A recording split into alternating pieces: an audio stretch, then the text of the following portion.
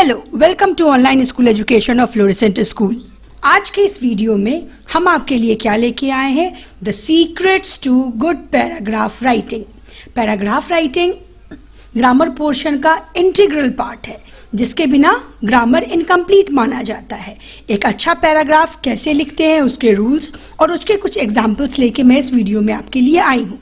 तो चलिए शुरू करते हैं सीक्रेट, इस रहस्य को जानना। सबसे पहले जानते हैं पैराग्राफ होता क्या है। A paragraph can be defined as a group of sentences that discuss only one main idea. एक सेंट्रल आइडिया के चारों बगल पैराग्राफ के सारे सेंटेंसेस घूमते हैं। एक टॉपिक के बारे में जब हम इर्द गिर्द, उसके आगे पीछे, हर तरफ के बारे में जब लिखते हैं, उसी को कहते हैं पैराग्राफ राइटिंग। पैराग्राफ राइटिंग की जब बात आती है तो एक बहुत ही सिंपल सा क्वेश्चन जो बच्चे के मन में हमेशा आता है, वो क्या आता है कि पैराग्राफ का लेंथ क्या होना चाहिए। तो छोटे बच्चों के लिए, फर्स्ट से फिफ्थ क्लास के बच्चों के लिए ये वर्ड लेंथ 75 to 100 वर्ड्स की होती है। 6th to 8th क्लास के लिए ये 150 से 200 वर्ड्स में आपका पैराग्राफ हो जाना चाहिए, और 9 to 12 क्लास की जो रेंज होती है उसमें आपका 250 से 350 वर्ड्स में वर्ड्स, ये नंबर ऑफ क्या है, ये नंबर ऑफ वर्ड्स है।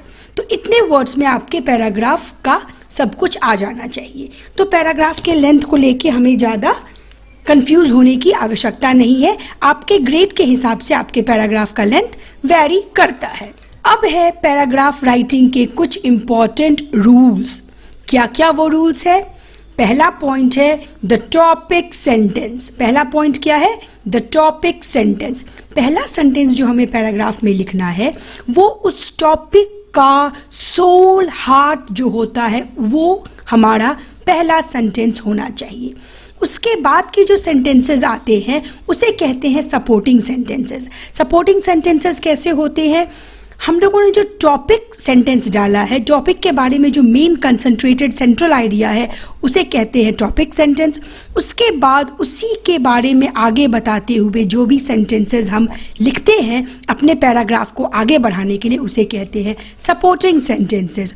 और लास्ट में आता है the concluding sentence. Concluding sentence भी टॉपिक सेंटेंस की तरह सेंट्रल मेन आइडिया पैराग्राफ का लिए हुए होता है।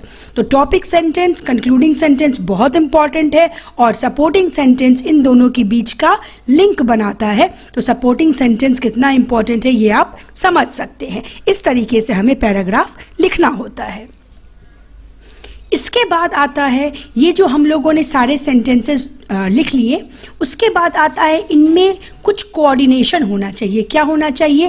पहला पॉइंट है यूनिटी।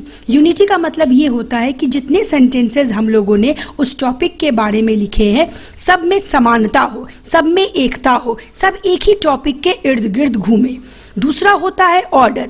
हमें जब पैराग्राफ लिखना शुरू करना है तो उसमें सेंटेंसेस के ऑर्डर पे ध्यान देना है। सेंटेंसेस के ऑर्डर से मतलब क्या होता है कि सेंटेंसेस हैफेजार्ड नहीं लगे, तितर बितर नहीं लगे, लगे कि हाँ सेंटेंसेस एक के बाद कड़ी में, जैसे कि सेंटेंस रीऑर्डरिंग में हम लोगों ने पढ़ा है, एक के बाद एक सेंटेंस आता है। जैसे कि जब हम लोगों ने थर्स्टी क्रो की कहानी पढ़ी थी तो उसमें क्या पढ़ा था?